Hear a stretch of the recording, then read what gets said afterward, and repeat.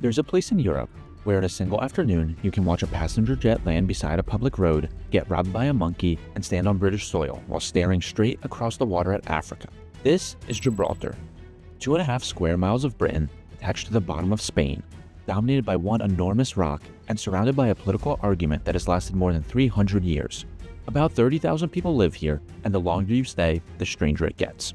While smaller than many international airports, Gibraltar has more history packed into it than many countries. It includes a limestone fortress, a runway that you can walk across, a colony of government-managed monkeys, caves where some of Europe's last Neanderthals survived, and a border that has divided families, empires, and entire governments. So, to understand why Gibraltar exists, you first have to start with the thing that made everyone want it: the rock. Everything begins here with the rock because on Gibraltar, you can't really look anywhere else. It rises nearly 1,400 feet out of the coastline, with a town and harbor pressed against one side, and a cliff face dropping almost straight into the sea on the other.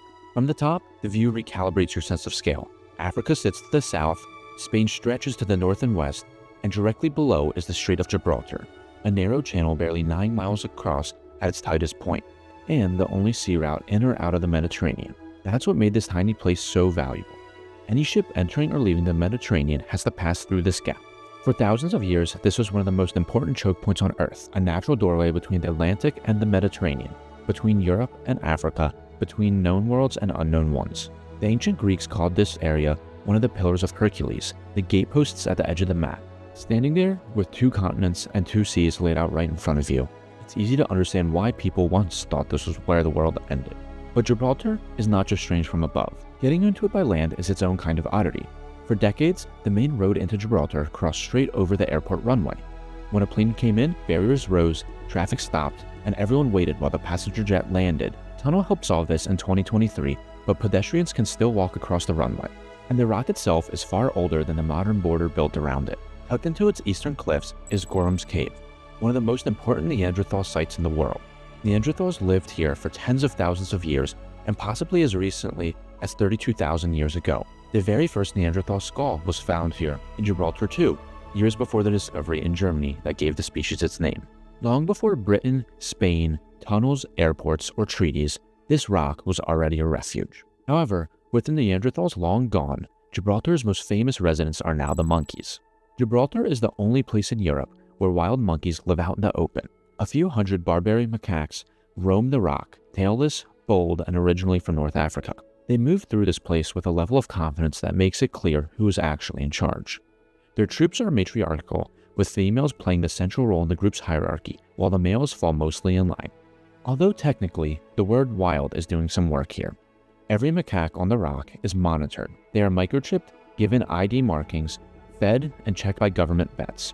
They might be some of the most carefully managed wild animals on Earth, and it all comes down to a Gibraltar legend. As long as the monkeys remain, Britain remains. During the Second World War, when the macaque population dropped dangerously low, Winston Churchill, busy running the war efforts, ordered more monkeys brought over from North Africa to keep the numbers up. So they're protected, famous, and in a weird way, part of Gibraltar's national security strategy.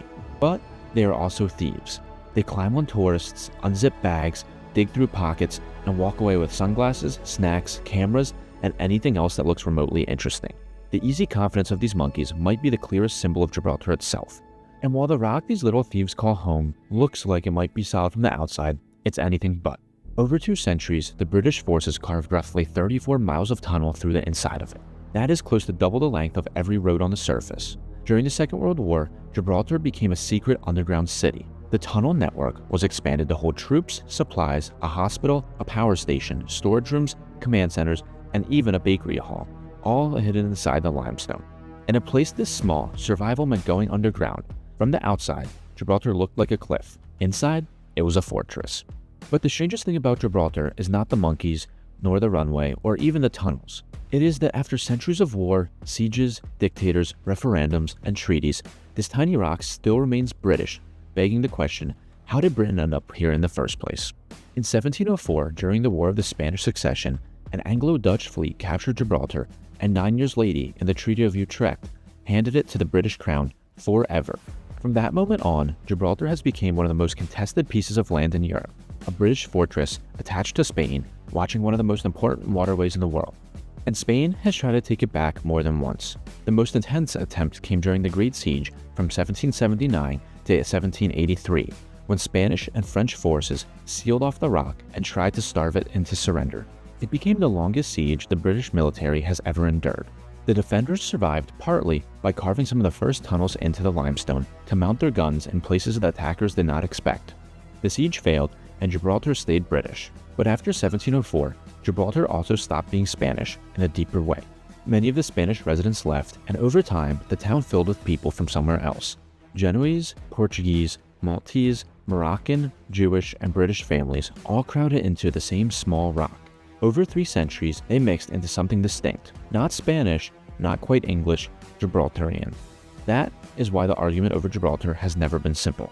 On paper, Spain sees a British territory stuck to its coastline. Britain sees a legally held overseas territory, but the people who live there see a home that has become its own thing. And the fight over that home never fully ended.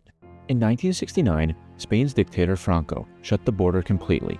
Families were split overnight. People who had crossed that border for work, school, shopping, or relatives suddenly found themselves cut off from routines that existed for generations. For Gibraltar, the border was never just a line on the map. It was a door, and for 16 years, that door was closed. Spain kept asking for Gibraltar back, and Gibraltar kept refusing loudly.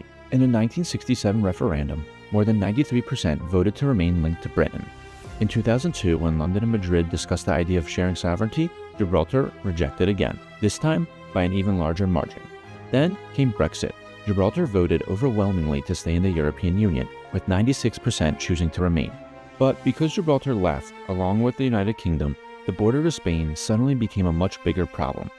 Around 15,000 people crossed that frontier every day for work, and almost overnight, nobody knew what the rules would be. For years, Britain, Spain, the EU, and Gibraltar tried to untangle it. Then, in June of 2025, after years of negotiation, they reached a deal designed to keep the land border open while preserving Britain's sovereignty and Spain's long-standing claim.